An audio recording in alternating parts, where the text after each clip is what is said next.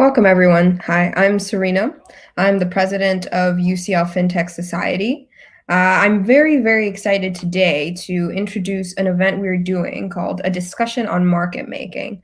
And we're very lucky to have some very special guests that we're able to have speak and hopefully share some insight to you today. I'm sure they can introduce themselves better than I can introduce them, so we'll just go through and they can tell us a little bit about who they are, where they work, and what their role is. So let's maybe start with the co-founders of HedgeTech, which is a really interesting and exciting company. And they actually reached out to us first. So I'm sure they have a lot of interesting things to say. Here are Laurent and Tom, who are going to tell us a little bit about themselves and what they do. Hi, guys. How are you? Hey, Serena. How are you? So I guess I'll start. I'm Laurent. I'm one of the co-founders of HedgeTech.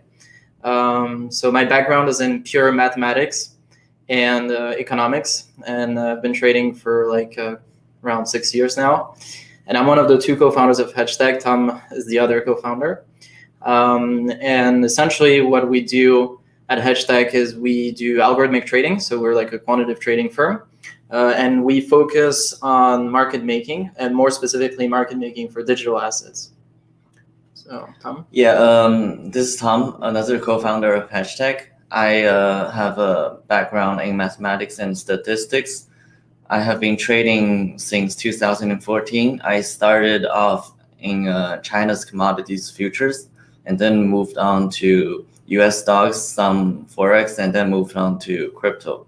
And personally, I have a focus on applying machine learning model into trading strategies. Great. Thank you for that small introduction. Hopefully we'll get a little bit more into you guys and your background and the company in the coming minutes. But let's maybe introduce our next speaker for today, who is also a part of this panel. This is very exciting. Let's talk to Wesley Pryer, who works at Acheron. Let's get him up right now. Hi, Wesley. How are you? Would you like to introduce yourself and a little bit about Acheron Trading? Sure. Thanks for inviting me, Serena. It's a pleasure to be here. So my name is Wesley Pryer. I'm the CEO and founder of Acheron Trading. We are a designated market maker focusing exclusively on bringing digital assets to markets worldwide. We act exclusively in the important position of helping grow digital asset liquidity from the most early stages of asset creation. Great. Thank you, Wesley. We'll hear more about you as well, so no worries about that. But let's introduce our final panelist, Maks Tensak, who is an associate at Santander US. So hello, Maks. Would you like to introduce yourself a little bit and talk about what you do? Good afternoon, everyone in London. My name is Maks Tensak. I've known Laurent for a few years. We date back to when we were in Boston together. But currently I took a different path, and I work for the Spanish Banco Santander here in New York. And the group I'm with, we provide fixed income solutions to corporate clients, specializing in interest rate derivatives. And very excited to talk about what are the implications of artificial intelligence in traditional market making and in bigger institutions. We're definitely excited to hear it. I know at least I am, and you might not know this, but I'm Spanish also, so we love to be represented. That's great to hear. So welcome, everybody. This is a bit of a packed little video we've got going on here. We'll see if we can manage everyone at the same time. Let's start quickly by talking about what's in the title. A lot of people might not be too familiar with market making. Do maybe you, Laurent, want to get started by giving us an idea of what you feel market making can be defined as, or maybe the easiest way to put it for people who aren't familiar? Sure. So if you have done the most basic form of trading, you know that or maybe you don't know, but there are two types of orders. There are taker orders and maker orders. And so the difference between these two types of orders is that in one case, you're going to be filled immediately, executed immediately, but you don't decide the price at which you're executed at. And the maker order, however, you decide the price at which you're going to be executed at, but you're not filled immediately. You have to find like a counterparty. So essentially what market making is that we provide those maker orders for people to take them and to be filled immediately at a fair price. So generally speaking, what a market maker does is trying to improve market efficiency. Mm-hmm. And Wesley was talking about how it's so important to ensure there is enough liquidity in a system. Wesley, do you have anything that you might want to add about, market making, what it is and how it might be explained? Sure. I think the easiest way to visualize market making is if you were to open up any exchange market and you were to look at the order book, you would see, cascading orders to buy the asset and simultaneous orders to sell the asset. Most of the time when you enter that market and you execute a market order in either direction, like Laurent was talking about, most of the time you will interface with the market maker. So the market maker is in there at all times willing to buy and willing to sell simultaneously. And that helps markets operate in an efficient manner. Mm-hmm. Great. Thank you, Wesley. And Maks, if you'd like to talk a little bit about your interaction with market making, like in your role, to what extent and in what capacity do you interact with market making? And do you maybe have like any different or additional insight that you might want to give?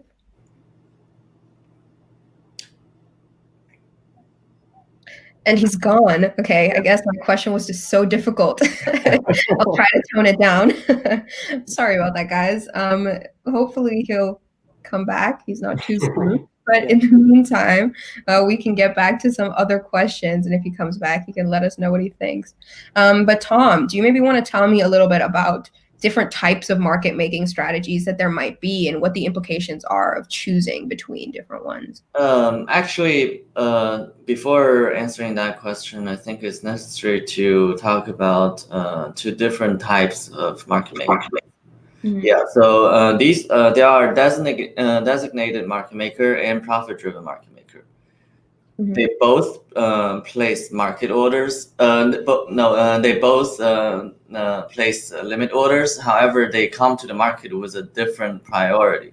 Profit-driven market maker usually operate with their own funds, and their strategy is alpha-driven, which means their priority is to make money. And designated market maker are hired directly by token issuers or exchanges to improve the market efficiency. So their priority is to reduce the spread, which means the lowest ask order and the highest bid order, reduce the difference between these two, and increase the liquidity so that it can reduce the slippage. What is slippage? Slippage is that when you place a market order, the price that your order are executed is different from the price that you see, and this difference is slippage. So designated market makers come in to reduce the slippage so that the market can attract more traders. So they have different priorities, and based on this priority, they will choose different kinds of strategies. The most commonly used strategies for profit-driven market makers are some kind of order flipping techniques. They, for example, if the market is in downtrend, so the buy orders are more likely to get filled than the sell orders. So they will place a sell order. And then whenever the sell order is filled, they will flip this order to the buy side. Since the price is in a downtrend, so this buy order will be likely to be filled immediately, so he can make the profit from the spread. However, designated market makers' strategy is more like ladder manners. They will maintain a bunch of sell orders and a bunch of buy orders at the same time, 24/7, so that the market spread and the liquidity can be improved at all times. Mm-hmm.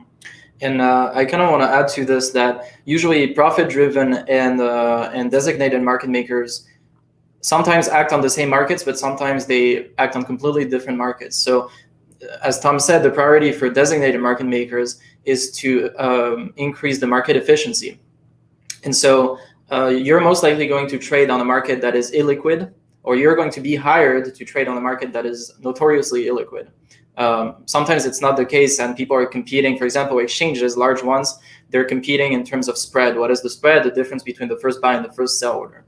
And so sometimes they're competing to a very important extent, it's denoted in BPS, so it's 1/100%. Just to give you an idea.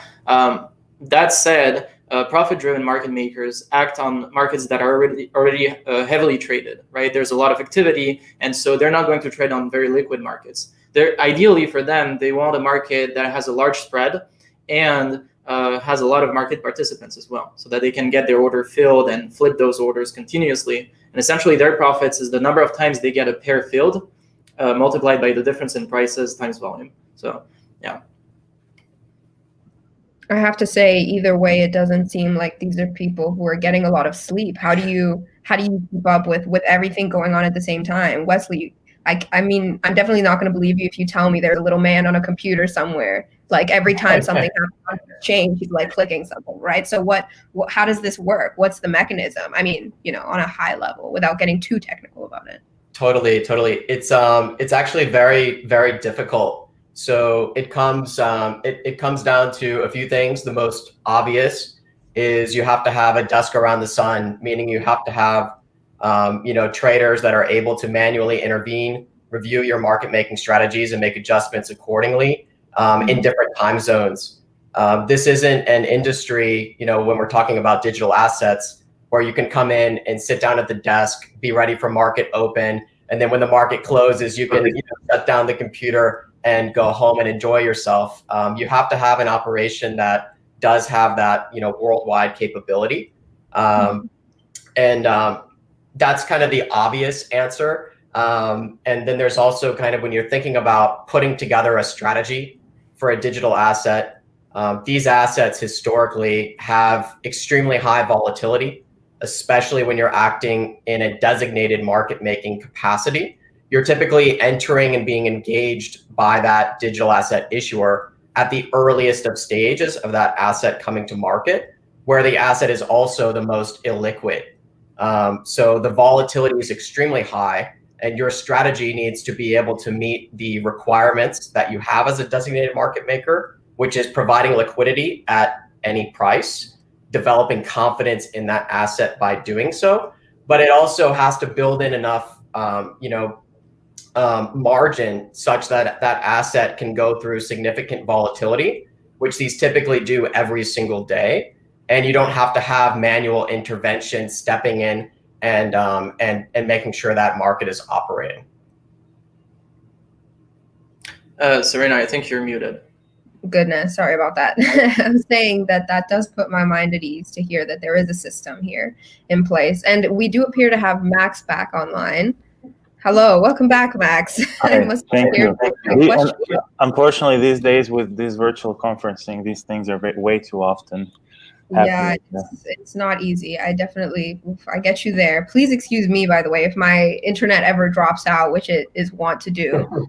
If that does happen, my apologies. But in the meantime, Maks, we never got to hear your thoughts. I wasn't sure if you were running away because you didn't like the question, but if you would like to weigh in about, from your perspective, what is unique about market making or how you interact with it in your role, or if you'd even like to weigh in on how we were talking about the different types of market makers and the different strategies they might employ. Of course, sure. Let me just have to mention that I'm here in a non-official capacity, so I'm not speaking on behalf of the bank, but the way the sales business works for corporate derivatives is that a salesperson is in a constant interaction with a client, and then once they lock in the deal, the market maker is tasked with entering into an equal but opposite position with the street to keep it risk neutral. So for me, and that's in the OTC market, for me, that really goes back to the 2,000 years ago, with the first merchants. Basically, you have something that somebody else is going to purchase, so you purchase it ahead of time and then you spread it a little bit, and that's how you make your income. This is what essentially market makers are doing in the OTC markets today. Now, how is that different from a designated market maker? I would like to slide us into the world of regulation, which is very, very favorite to all of us, especially after the big crisis 12 years ago. big institutions, especially in the United States, have become regulated with what's known as the Volcker rule, which prohibits them from employing their capital to trade on their own book. So consequently, all big institutions which handle deposits of retail customers have to act on behalf of the client. And as such, you will never be allowed as a big bank to take positions with a market outlook. And this is where the market makers come in. They're tasked with hedging, perfectly hedging, almost perfectly, whatever the sell side business sells. They're providing liquidity, and by quoting the sell and the bid, they're making the market, right? However, naturally, market makers everywhere can be a little bit sneaky. Of course, there is a risk limit to how much exposure you can take. But if you have a market outlook, then you can be that merchant from 2,000 years ago, and you can say, sure, I am quoting this at one price today, but it is my expectation that the asset price is going to change. So in the interim, before I actually offload this on another side, I am going to profit a little bit from an incremental price change, in addition to the spread that I have introduced. And in that way, you're compensating by paying this spread as a customer. You're compensating the market maker for two things: for the actual service of being there, of being this institution that's always ready to buy and sell. Because imagine if you have pillows that I have on my couch right now, and I want to sell them, there aren't people that are going to buy. But if there is an institution that's always willing to purchase pillows and sell pillows for a little difference, then I can always be sure that I can go somewhere. There's somebody making a market, making it liquid for these pillows. Mm-hmm. And that's and why does that? So how is that different from the designated ones? I'm sorry. I probably Laurent already went over this, but since I logged off, the designated market makers are hired to provide liquidity to very specific asset classes. In recent years, we have tokenizations of value, known as the cryptocurrencies, which the issuers of such want their markets to exist for those tokens. So they may approach designated market makers to create liquidity for that. A huge institution would not necessarily be covering those niche pockets of the market for multiple reasons, right? First of all, you can't really get the scale of it, and consequently, as a proprietary trading restricted institution, these assets might not be as liquid for the bank itself. So, as I was saying, you compensate the market maker for two things. You compensate them for always being there and for taking on the risk, because essentially, the market maker is always running the risk that in the interim between receiving the assets from the client from whom he has purchased and selling it to someone else, the market maker takes on the risk of the price move. And the exposure and the management of such is something that the regulations really restrict on. And that's how I think smaller unregulated institutions, small fintechs, can find a niche in this huge market and extract a huge value for themselves. Right. I think this is what you guys are doing. Yeah. If I may, I want to add on the risk perspective. I think what Maks has said for large institutions applies to profit-driven market makers. That's exactly what he was talking about, like how you're compensated for the risk you take, and what Tom said about flipping orders, right? Essentially, you want to make sure that, for example, if you expect a downtrend, you want to make sure you sell, and then you're going to buy back at a price that is lower. But there is an inherent risk, and this is also true for designated market making.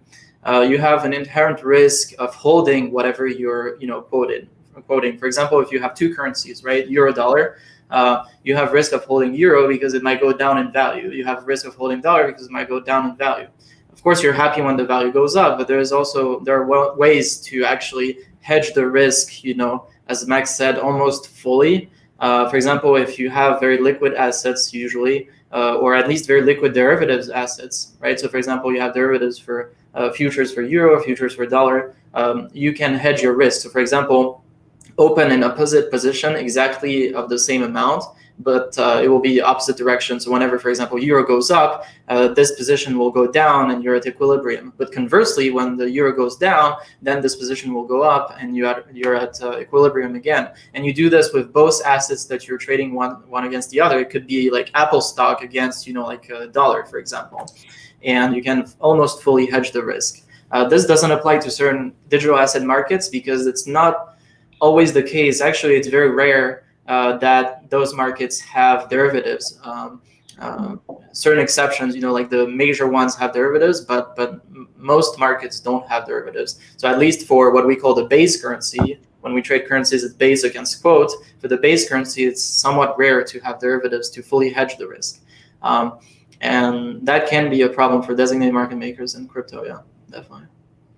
Okay, thank you. Well, I hope this was hopefully like a very good coverage and thorough coverage for anyone who might be new. Hopefully they have a lot better of an idea about what market making is, and a little bit of understanding about some of the fundamentals or the components that might be relevant there. So maybe let's move on to talking about how it is today, because Maks did bring up that there is a space, there is a niche for fintechs to come in and kind of have a little bit of space, a little bit of wiggle room between the larger regulated institutions and then where there isn't really anything just yet. So maybe we can talk about, what the current landscape is.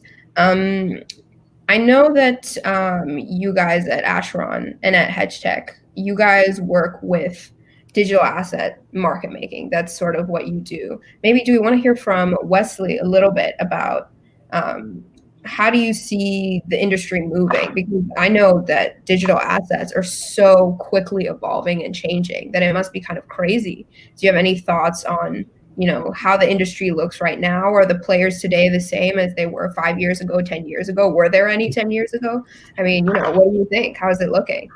Yeah, well, the reason why it's so fun to work in this particular industry is because it is evolving at such a rapid pace. I got started as a hobby Bitcoin miner in late 2013, and something called CoinMarketCap came around, shortly before I got involved.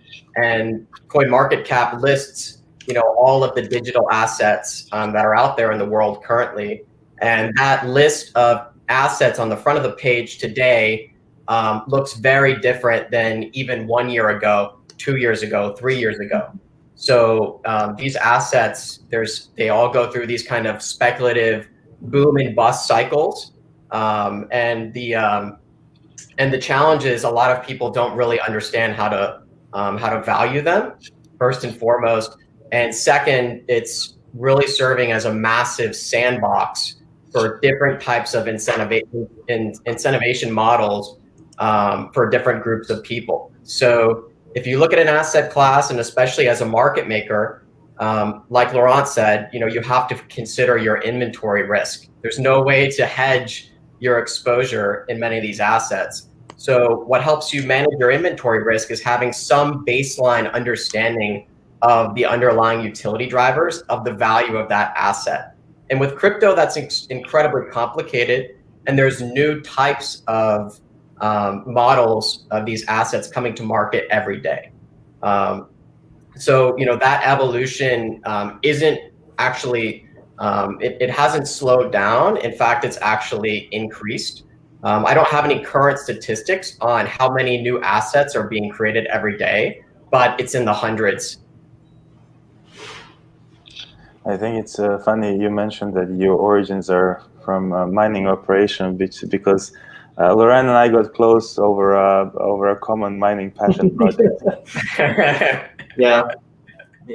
That's awesome. I think that's how many people get introduced to the asset class, right? Yeah. Hello. Possibly. Serena is having. I think my Wi-Fi has gone off here. Yeah, no, it's fine. Sorry. You're breaking up a little bit, but it's okay. So yeah.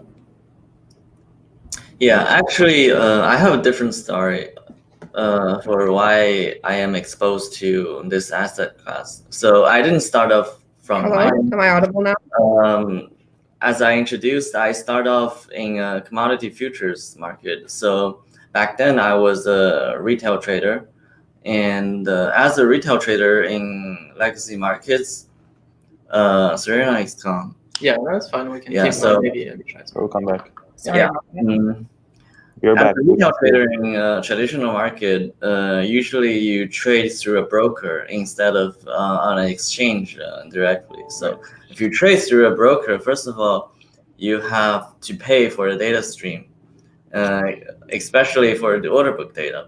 Usually they have something called level 1 order book data, level 2 order book data. Level 1 is usually just have the best quote for ask and best quote for bid. And the level 2 data might have more level, but they can never see the full order book. So, and then I heard something called cryptocurrency, and then I heard that you can directly trade on the exchange. So you can see the order book on the exchange, the full order book on the exchange directly. So it gives you more information. So this kind of transparency dragged me into this market. Right, and also that's interesting what Tom said, because so my first strategies in crypto actually involved. So this is something that you cannot really backtest.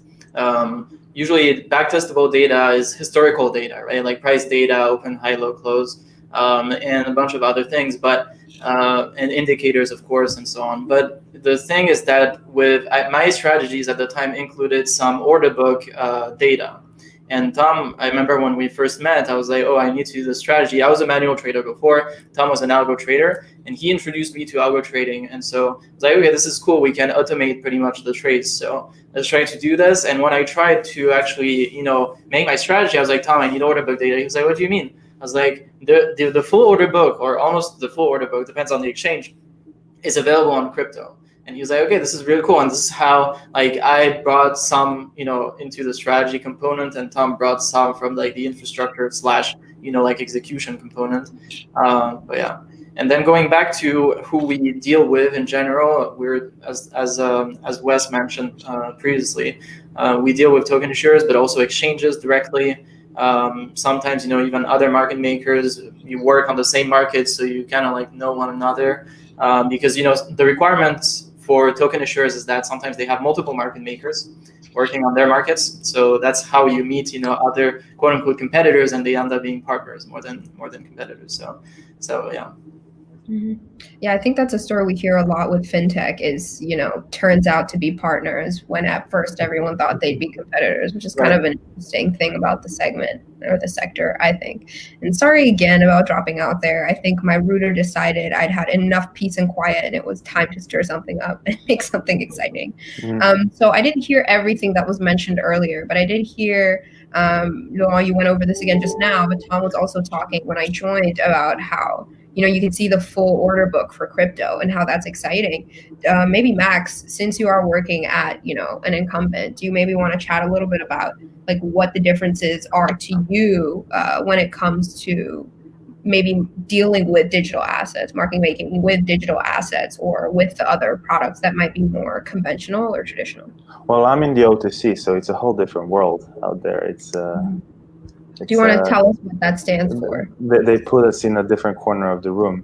Maks, define OTC for everyone. It's over the counter. It's not exchange traded derivatives. They're not standardized. You can think of them as being bespoke to your client's needs. Wow, so that's the opposite then, right? Yeah, very bespoke, but they're nevertheless traded. So when you're trading OTC derivatives, you really focus on your deltas, on your Greeks. The sensitivity of the underlying price changes on your portfolio, right? That's how you trade them. You don't wait for another person who is willing to purchase exactly bespoke but opposite transaction to what you sold to your corporate client. But you think of it in the following fashion. You think of it, the transaction I had here opens up this delta positions in my portfolio. So if the underlying position moves by this much, the value of my portfolio moves by this much as well. And then you think about how you can cover those deltas with a series of different products that you might have coming on your other side. I wouldn't say we have an order book, but we have a view on the deltas of our own book, and that's how we manage it. It's a whole different world. It's honestly, it's you guys are in a space shuttle. We are. Okay, well, maybe one day we'll have a chance to do a panel specifically on OTC. I'm sure there will be people who will find that interesting. That does seem like it would be a different kind of exciting, maybe. But what Mm. I think is the common ground, and this is why I was very keen to participate, is that in the OTC market, we are seeing increasingly, and we have big hopes of seeing much more in the future, the implementation of these new technologies in our processes, which give you more granular and faster insights in your risks and how you may manage them, right? You won't necessarily have an automated execution of positions such as the HedgeTech does, but you will have a granular insight on what risks you might not be seeing as a person, and suggestions on how you can manage those risks very promptly. Of course, by feeding in a lot of data that's come from the markets of the underlying assets, right? And then hopefully, maybe in some distant future, you can be that very wise market maker that takes an outlook on the risk that he's warehousing. Warehousing is jargon for once you hold the asset on your book before you offload it, you say you warehouse it. So the being a little bit cheeky on the warehoused asset by taking an outlook through the inference that you gain through those granular insights that artificial intelligence might give you, right? Yeah, I certainly hope we can reach that point. I'm sure every little girl and boy dreams of being that wise market maker one day. But no, it is exciting prospect to see just how involved technology and innovation can be.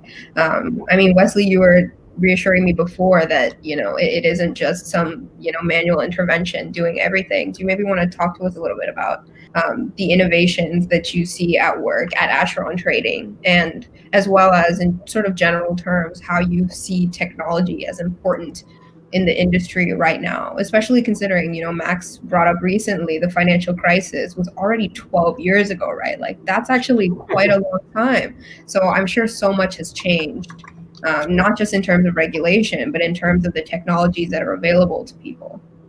Sure, absolutely. I think the hardest part about being able to be an effective market maker in the digital asset sector is that you have to have some fundamental understanding of the assets that you're about to trade in.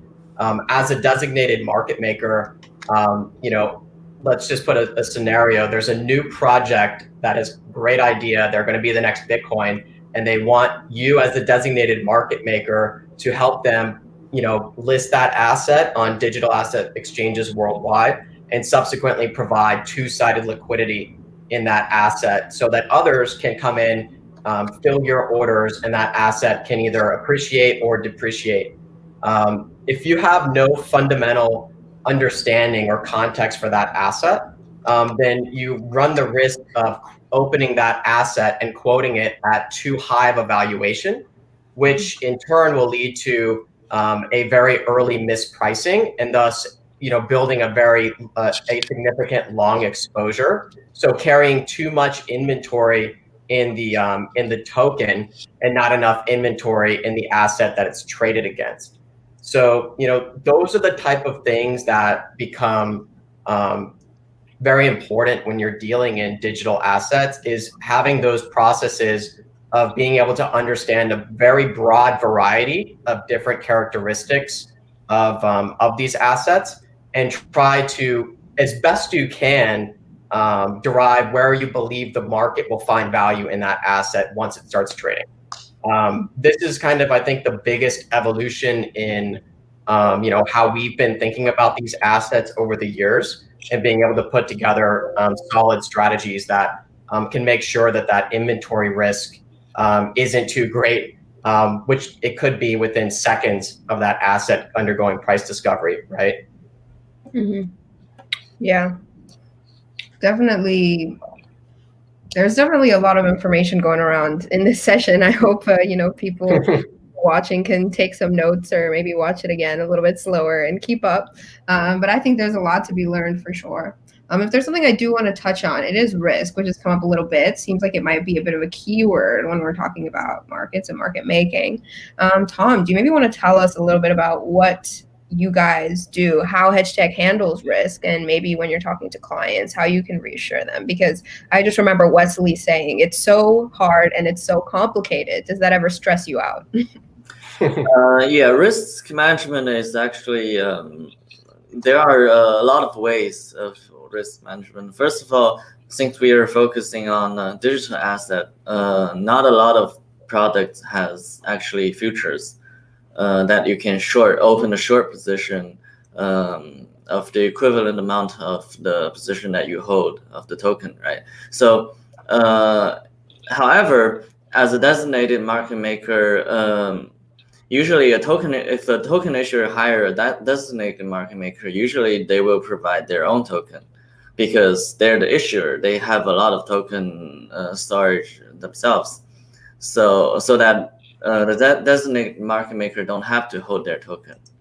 And the second risk point will be during the trading, how do you make sure that we don't lose money? So there is a common technique for that market maker. It's called order book replication. So it's like this: you have a very liquid market somewhere else, and then you have a very new exchange that you want to get listed on, and you want to migrate some liquid exchange to the illiquid exchange. So what you do is that you copy the order book from the liquid exchange, because the liquid exchange has a lot of orders, and then you copy this order book and you place these order on the illiquid exchange, and the sell order that you place is a little bit higher than the sell orders on the liquid exchange, and the buy orders you place is a little bit lower than the buy orders on the liquid exchange. So whenever your orders on the smaller exchanges are filled, you can immediately take an opposite position on the liquid exchange. And whenever the orders on the liquid exchange are canceled, you immediately cancel the corresponding order on the smaller exchange. And this is one way of risk hedging. Second way is, as Wesley mentioned, we will evaluate the inventory according to the inherent value of this asset very carefully, so that we make sure that it start off at the right price, so the price will not fluctuate enough, so that as the designated market maker, we will make sure that when the price fluctuates, we will make profit from the spread. So we only hold a lot of quick currency when the price only goes up and never go down, or only goes down. We only hold a lot of token when the price only goes down and never goes up. So by carefully evaluating the inventory, we will make sure that the inventory will cover a very wide of the price range, so that normally, if it's not a misevaluation of the inherent value, we will never run out of one side of the currency. And then there's something else in digital assets, is that usually the big issue is trust, right? So, like, you're given funds and significant funds to trade with, and people might have heard of you because, just word of mouth, or they just heard about your company, but how do they actually trust you? There are a lot of, potentially people who want to be like harmful to your inventory.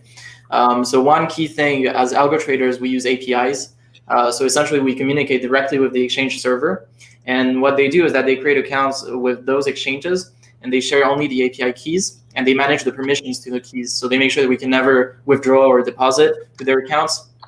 So usually, and this is what we do at HedgeTech. Some market makers have different ways to proceed with inventory, but this is how we manage trust, right? We sort of like let the client manage their accounts, and what we do is we only plug, the algorithms to their accounts, and it trades directly from their accounts, so they can even see the execution live and stuff. Pretty good. And then I think you covered most of it. Certain strategies are applicable to certain markets, certain strategies are not. For example, order book replication has certain conditions. Same with like full risk hedging with opening opposite positions on futures markets. What else can we mention about risk management?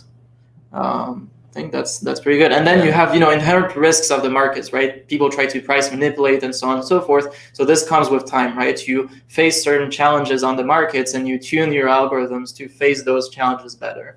So that's what I can add on to what you said now. Yeah, the last one is specifically to algorithmic trader. Algorithmic trader trades through API. So especially in digital asset markets, a lot of exchanges API keys don't have a very good API infrastructure. Yeah. So, for example, their technology is not solid enough, so the information they return to the client sometimes might be delayed. So, a very important thing is that the infrastructure that you design has to be able to tolerate all kinds of errors and mishandling of the exchanges. And so essentially, like for example, for us, so both the execution loop, what we call the execution loop, how long it takes to execute the entire algorithm, plus the communication between our servers in the order of magnitude of like hundreds of nanoseconds. So like 100 to 200 nanoseconds for everything. And then the only thing we face is the latency when we communicate to the exchange servers. And some exchanges, an exchange reached out to us recently, and they have what they call co-location services. So essentially, they tell you, okay, our servers are in, for example, Moscow, in this specific place, and we're going to host your algorithms right next to our servers. So essentially, you limit the latency. This is very rare still. In traditional markets, what people do in high-frequency trading is that there are firms that are like tech firms, and they provide the infrastructure for this. They used to sort of like drive wires underground, for like kilometers and kilometers through the country to have like the best infrastructure between point A, which is your algorithm running, and point B, the exchange. And now you have towers with radio waves, and they communicate within certain radius, and it's much faster and it shortens the distance. But crypto is not there yet. Maybe one day we'll see. Hopefully one day, and then there can be another Flash Boys. What about crypto? It was definitely fun to hear Tom very politely tell some exchanges to shape up, please. But okay, hopefully someone from an exchange will be watching and they'll learn something.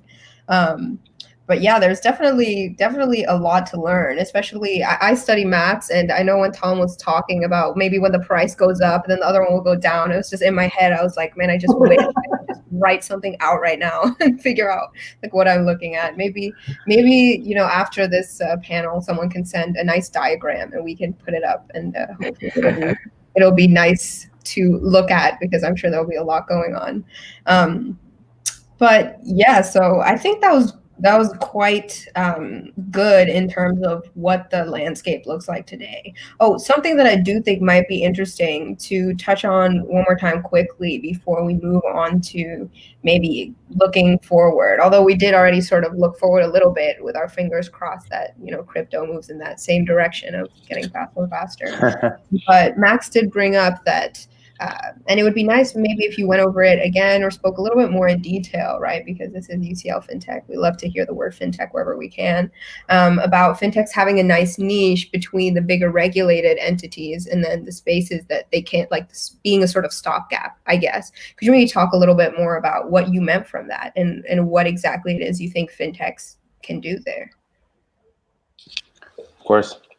Well, first, so when I first thought about artificial intelligence in trading, it always the first thing that comes to your mind is this magical way to predict where the asset price is going to go, or at least draw a little bit of an inference, or have an algorithmic execution, and so on and so on. But this would always really tightly be kind of inextricably tied to the buy side of everything. You're really trying to find more efficient ways how to use artificial intelligence or APIs or cloud or any of those big new keywords to really trade on your own account and extract value from it. Or in this case, provide a market making service to your clients as a designated market maker to get a more efficient execution. But on a sell side, it really gets broader than that, because it really goes even further. It goes to prospecting clients, looking at alternative ways to estimate what might make your clients tick, what kind of needs they're going to be having in the future. For regulated institutions, it goes also into the operations of the KYC and the other compliance, much needed like processes that need flagging on big data sets of clients. And then ultimately, once you get through all of those, then finally also in market making as well, to make it more efficient, for you to be risk aware of the risks that to be aware of the risks that you're taking, to be risk aware, and ultimately to have this dynamic execution, to have execution that sorry, I'm hearing myself in an echo. Okay. For you to be, see the risks and be able to act on them as such really quickly. In what I do specifically, and I haven't really touched upon that, is I trade a risk that is referred to as the cross-value adjustment risk, which is very, yeah, I have it, yeah. Which is very, very, it's not a linear risk to be traded, and depends on many, many variables that are in the market. There is many underlyings, not multivariately affecting the value of the value adjustments that we are trading. So to really have something that's not human, that's able to look at many, many scenarios that we simulate, to look at many, many. Sorry, go ahead, Max. Yeah. Sorry. Yeah. I can read and speak at the same time. When you're dealing with something that's so multivariate, it really pays to have really something artificial that's able to look at many, many scenarios, many, many different variables, and say, and kind of direct your efforts as a human to say, if you focus on this small underlying asset, then you will be able to manage the most of your risks. And this asset has behaved with this sort of volatility for the past, so you should expect that. So I don't really see sort of a full futuristic automation of the processes that you might have in algorithmic trading or in science fiction movies. But I do see that on the buy side, and especially OTC market making, we're going to be seeing more and more sort of like technologically empowered human workforce that uses all of these advancements as an extensions to make better judgment. But at the end of the day, human. I always say that trading is more of an art than a science. So it ultimately ends up at the expert judgment of the individual trading, because then otherwise we would all be superfluous and the whole thing would be operated by some computer in a warehouse in Arizona. And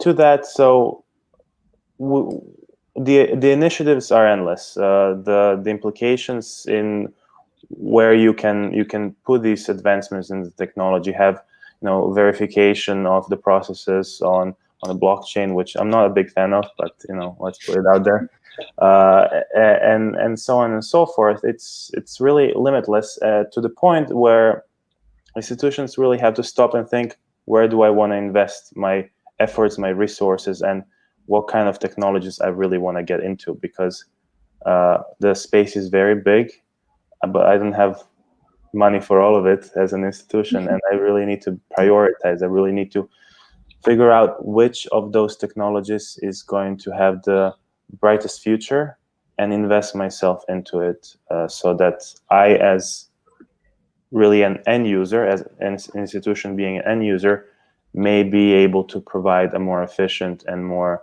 dynamic service on behalf of my customers by being empowered with this technology. I hope institutions figure it out, and I certainly hope we're not all superfluous and going to be replaced by a robot in Arizona, anywhere but Arizona. No, I'm joking. But hopefully we can move on a little bit. Something that I think would be interesting to also talk about is perhaps, I mean, anyone can really answer this, but I think it might be interesting to also hear from Wesley, who we haven't heard from in a small minute, about what he thinks about how the regulation is, even if it's not very in-depth at the moment, but just a little bit about, I mean, not necessarily how you feel about regulation. I think most people feel a certain way about regulation, but a little bit of, you know, is it helping? Can it help? Is it possible? Can regulators keep up? Possibly, you know, what do you think, Wesley?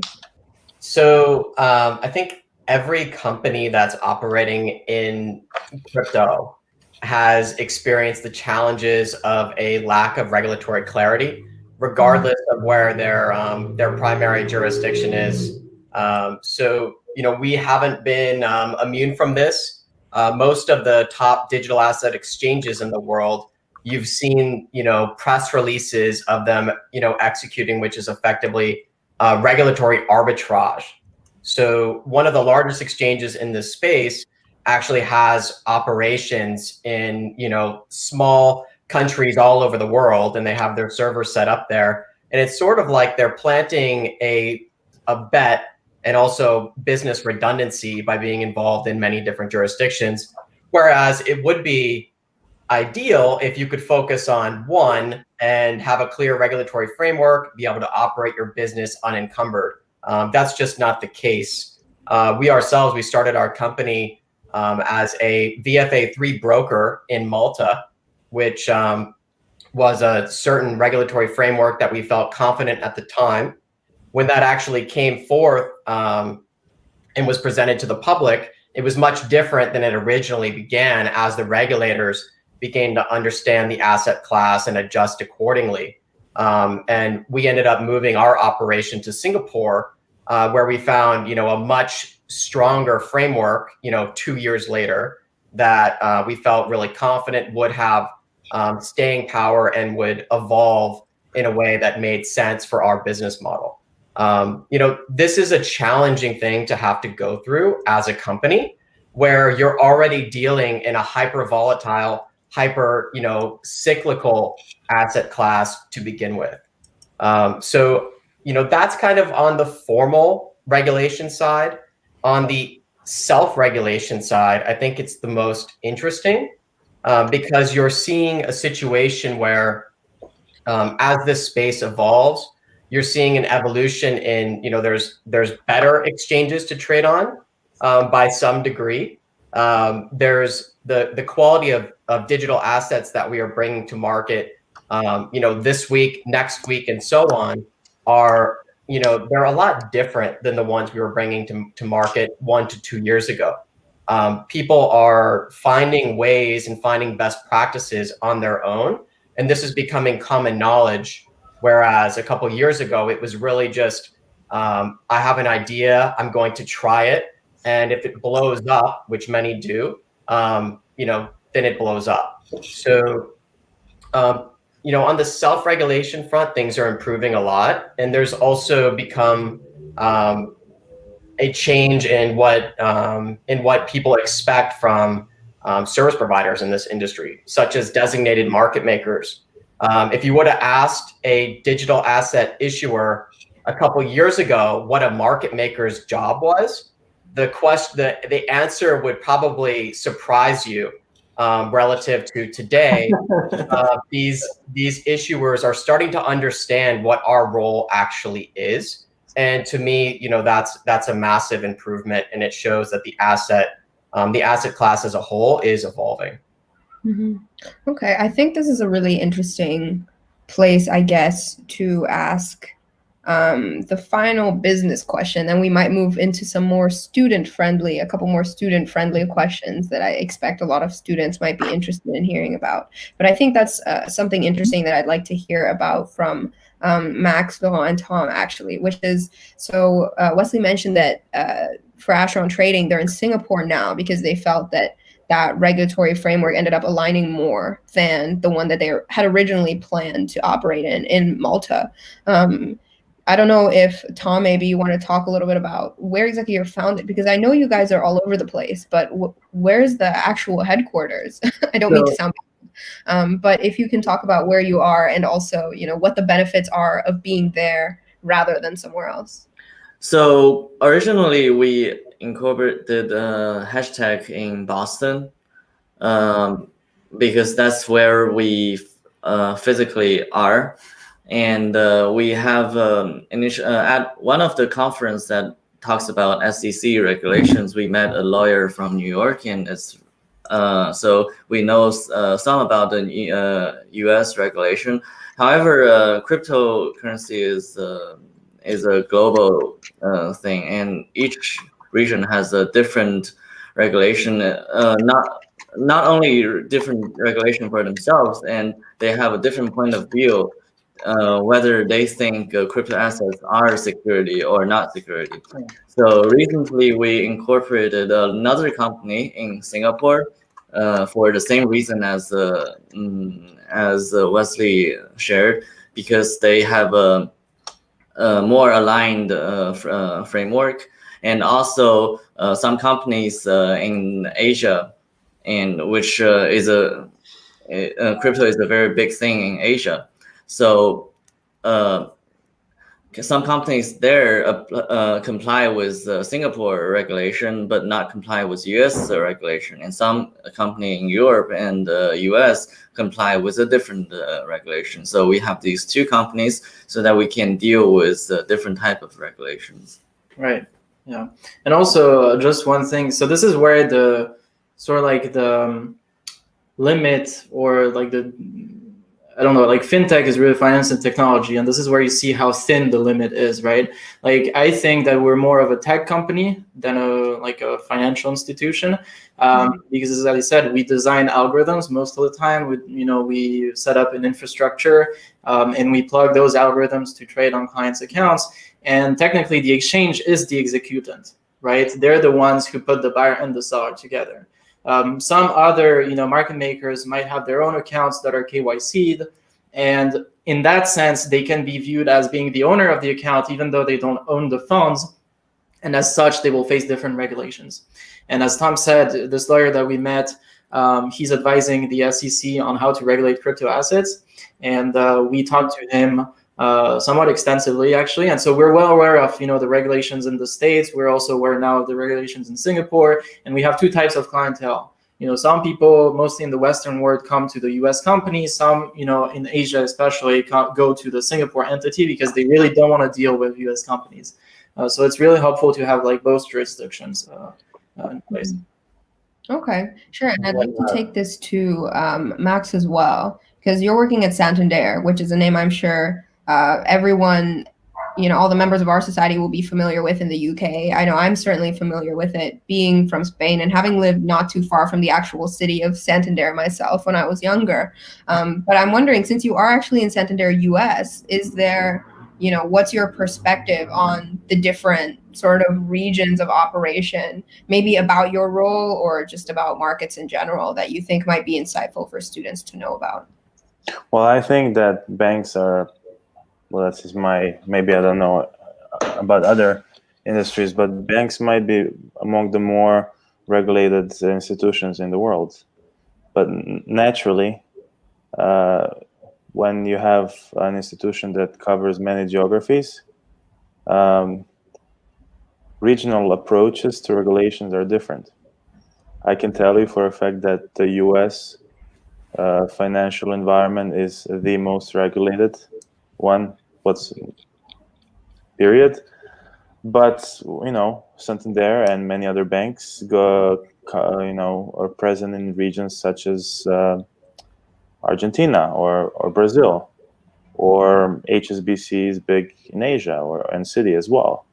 And in some of those regions, they might have capabilities to do things that they don't do in other regions. With our example, I mentioned the proprietary trading is very, let's not call it frowned upon, but It's very constrained in the US and for the most part in Europe. But for instance, it is not in Brazil, for example. And if you had an institution, whichever, that was present in, let's say US, UK, and Brazil, that institution would be able to do many things in Brazil than it would be able to do in UK or the US, because the regulatory environment of Brazil, the central bank of Brazil, does not prohibit or control many activities that the other regulatory bodies do in other countries. And that really opens an ocean of capabilities of what you can do. You can, in just specifically in terms of trading, you can definitely trade on your own account. You can maybe use artificial intelligence to help you trade on your own account, which might make a US regulator a little bit nervous, and the UK one as well, but it wouldn't necessarily make the regulator in Brazil nervous. It just really depends from region to region. I mean, needless to say, any company from Amazon to, I don't know, Procter & Gamble, to any company takes the benefits of differing regulations across different, geographies, and they always try to see how much business they can do before they get regulated. So it's not exclusive to just market making and cryptos and so on and so forth. It's just that cryptos, I guess, are becoming regulated as we speak more and more, and you have to think they're not regulated as of now, and you have to think, where are they going to likely be regulated? Where should you invest yourself, and where should you spend money on the overhead and infrastructure? Whereas in other more traditional industries, if they meant to regulate it, they would have probably done it some time ago. So you have more certainty in what areas you can invest yourself comfortably, and you don't always have to be ready to pack your bags and go to Singapore or I don't know, Malta. Yeah. So on. But in the crypto world, actually, building a legal structure is kind of an investment, and sometimes it's kind of a gamble, because sometimes when you build legal infrastructure here, you comply with everything. You spend a lot of money with lawyers, and then the regulator comes in and said that, oh, you have to comply with something that is different. Yeah. So one good example of this, so just to comment on what everyone has said, I think for businesses, it's true. What Maks said is true. When you have this sort of like approach where you try to make profits before it gets regulated, this is definitely good. And there's also another approach with consistent being risk averse. And in that case, you're going to try to comply with the strictest rule out there. And this is what we try to do. So although we have an entity in Singapore, we still comply with US law just in case, right? We don't want people to come later on and be like, oh, what you did was not right. So first of all, complying with the strictest rules and keeping up to date, with regulation is definitely important. For example, for us, we have an app where, for example, exchanges can directly monitor and actually perform certain tasks and control the algorithms. And for this, we have to comply with EU law, which is one of the strictest in terms of privacy, because we gather some data. We have to operate. And so recently, the regulator has announced that, like the US-EU Privacy Shield, which was the entity that we were using to comply with EU law, was not valid anymore. And then what do you do? And even lawyers are lost in that case. They really don't know what to do. And you ask questions and they just bill you, but they don't really answer the question. So really hard. But One last point I'll make on regulation and digital assets. Tom talked about, digital asset issuers. Some have elected to set up in Singapore or other jurisdictions because the regulatory framework, let's say, there's a lot of people that are in the US starting these companies, but they don't set up their token holding company in the US. They put it in BVI, Singapore, wherever. And the reason they do this is because the regulatory framework in the US is too uncertain, too strict, et cetera. And so they take all these very strong measures in prohibiting that asset from actually reaching the hands of US customers because they fear the US, regulatory framework. And it's that challenge goes counter to the very nature of digital assets, in that you can permissionlessly send one asset to anyone, anywhere in the world, and there's actually nothing that can stop that transfer from happening, right? So it's this really odd paradox between the fundamental nature of this ecosystem, and then the challenge of the regulatory bodies and the uncertainty that actually prohibits those markets from operating as efficiently as they actually should and are designed to. Yeah. Right. I hope people were definitely listening closely to this part as well and didn't stop after drawing the diagrams from that earlier part, because a lot of our members, they're interested in fintech or finance or technology or entrepreneurship. And those are really like some of the industries where keeping on top of regulation and understanding the implications of it are going to be the most critical to, a successful and fulfilling life where you're not just ripping your hair out every day, right? And I definitely hope people particularly paid attention to Tom's second gem of wisdom, which is make really good friends with a lawyer. You're to have a lawyer you can trust. Okay, so that's number 2 after exchanges. Not all that. Okay, great. So hopefully people, have learned a lot about, market making and about, the business of it and a little bit about the nuts and bolts of it. But now, hopefully, if you guys don't mind, I will ask a couple questions, which might be more softball, but which I know a lot of members are definitely interested in, which is going to be careers questions. Earlier, I introduced Wesley as someone who works for Acheron Trading, which was really me just fumbling that terribly. Super sorry. Actually the founder and CEO. I'm sorry, that was a bit of an undercover boss moment that happened by accident. That's okay. Wesley, do you want to tell students, a lot of whom are quite interested in entrepreneurship?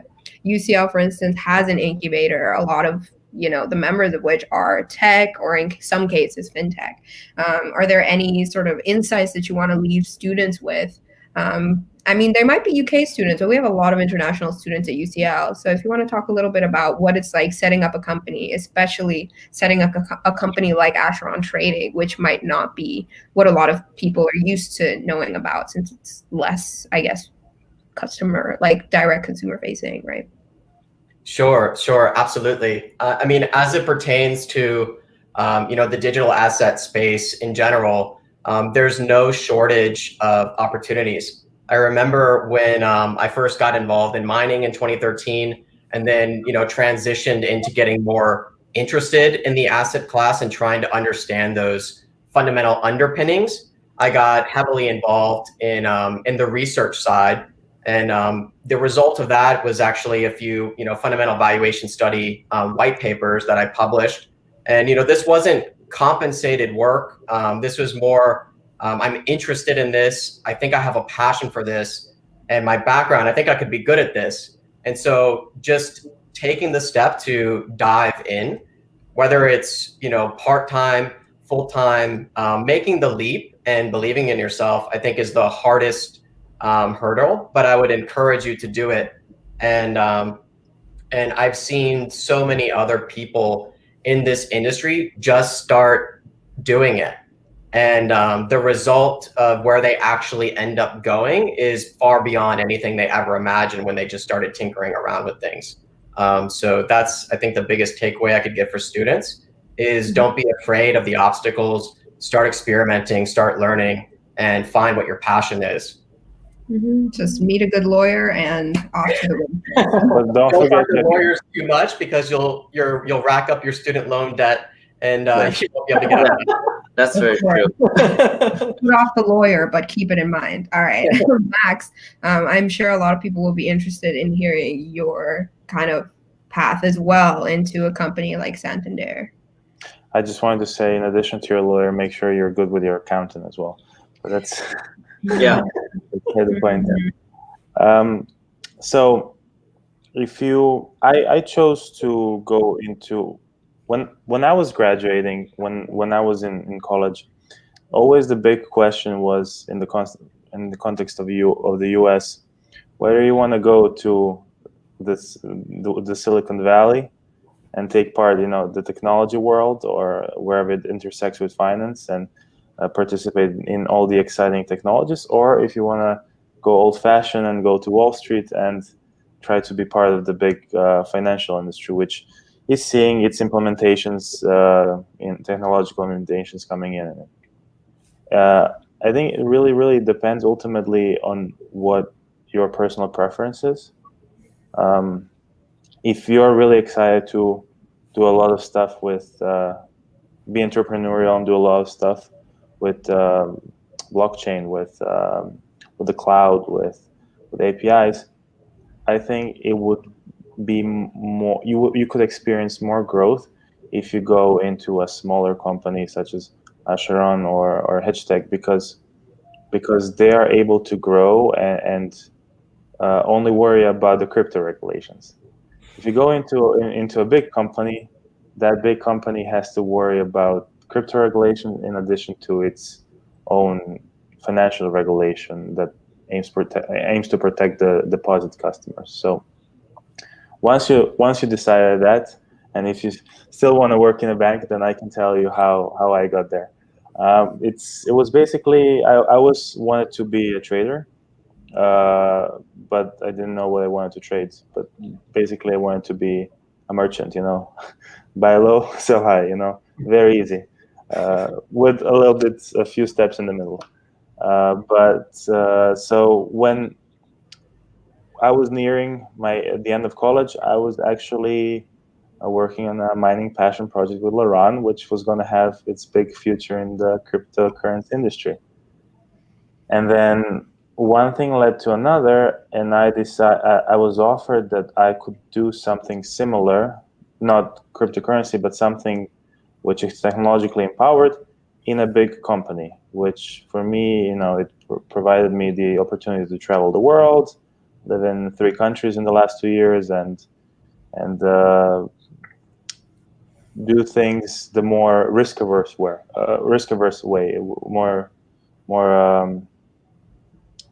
the more secure way. Because when you go into a startup, if you make it, you're the king of the world. But there is so many people that want to try it, and only the brilliant ones succeed. And you have to be really sure if you want to take that leap of faith and ask yourself if you really are like Wesley and Tom and Laurent, or if you're gonna jump into something and change your mind after a year. But if you want to work in a bank, it's always the good practices. You try to find somebody that you can take for a coffee. You go to the student networking events. You try to befriend somebody in the industry. Read about it as much as you can. Learn as much as you can about it, so that you can eloquently hold a complex conversation on the topic with a professional from the industry about it. And then, if you follow all those good practices, I like to say that you're going to hit a good luck charm at one point. And it's really that you have to be prepared. Once you provoke the good luck and once you find your opportunity, you have to be ready to take it. And if that takes you into banking, if that takes you into an agricultural industry, if you're, I don't know, farming cattle in Brazil or Argentina or whatever it may be, you just have to be ready. You have to follow the good practices and be passionate about it, because without being passionate about it and enjoying it, you won't really have the motivation and the drive to wake up very early in the morning to do it and do it until very late.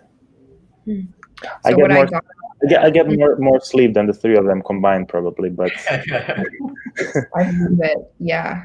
Oof. Luckily, my lighting isn't very good, so there's no guessing to be done. But yeah, I think what I really liked out of that is that people should definitely follow us on social media and attend all of our events, and they'll definitely get rich one day. That's what I was here. Yes, definitely. But no, that. but jokes aside, like being part of a fintech Mhm. club at UCL is very good because it gives you an exposure to meet different people from different backgrounds. Sooner or later, one of them might take you on a path to meet somebody else. Uh, Always being involved with workshops, with career workshops, with career development center, which you probably have one in UCL as well. Taking leadership positions, and once you get invested into that, something is going to come up. Just keep be hopeful, Yeah, and like you said, these big cities and the and then professional circuits, you're they going to tend to be be rich small world. 20 years later, a millionaire. Yeah, 20 years later, they'll be rich and they'll donate to UCL FinTech.